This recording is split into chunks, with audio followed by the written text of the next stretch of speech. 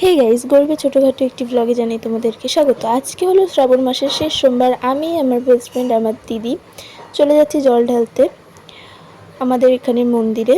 তো এই দেখো জগন্নাথ মন্দির, আর রাস্তাটা অনেক সুন্দর লাগছে, কিন্তু এখানে এসে ভালো লাগাটা কোথায় যেন একটা চলে গেল। এত লাইন দেখে, মানে এত লাইন, এই রোদ্দুরে দাঁড়াবো কী করে সেটাই ভাবছি।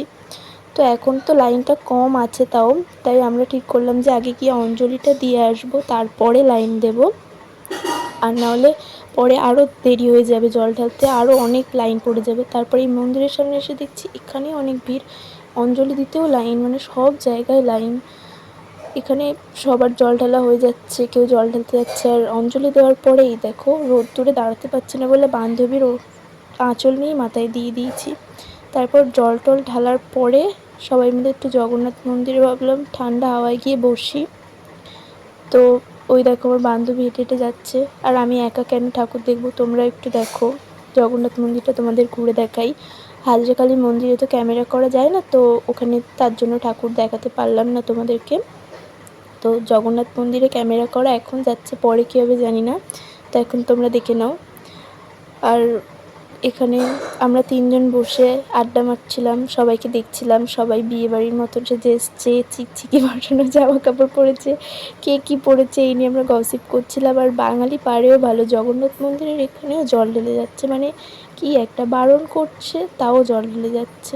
আর এখানে আমি আর আমার বান্ধবী বলছিলাম যে আমাদের ভাগ্য এতটাই খারাপ যে বাড়িতে তো কারেন্ট নেই, ভেবেছি মন্দিরে এসে হাওয়া খাবো, মন্দিরেও কারেন্ট নেই।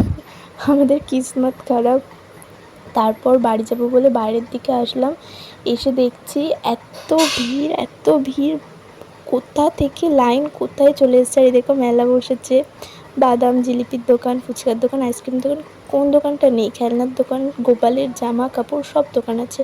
আর আমরা শুধু ভাবছি যে এত বড় লাইন, আমরা ভাগ্যিস দেরি করে আসিনি, তাড়াতাড়ি এসেছিলাম, এমনিতেও অনেক দেরি হয়ে গেছিলো। তারপর মন্দিরের ভিতরটাতে তো পা রাখার মতো জায়গা পাওয়া যাবে না, এখানে এত পরিমাণে ভিড়।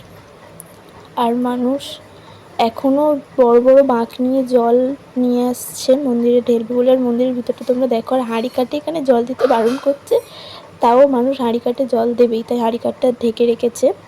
আর এখানে দাঁড়িয়ে রয়েছে, আর এই যে আমার ননদ, ও লজ্জা পেয়ে গেছে, ও ভাবছিল আমি ছবি তুলছি কিন্তু আমি ভিডিও করছিলাম। তারপরে এখানে দাঁড়িয়েছিলাম একজনের জন্য, আমার জন্য কিছু আনবে বলে দাঁড় করে রেখেছে। তারপরে নেওয়া হয়ে গেছে টোটোতে করে বাড়ির সামনে রাস্তায়। আর এই যে দই মিষ্টি দিয়ে গেছে আমাকে, তো আমি দই মিষ্টি খাই। তোমরা আমার ভিডিও দেখে একটা লাইক করে দাও। Thanks for watching, tata.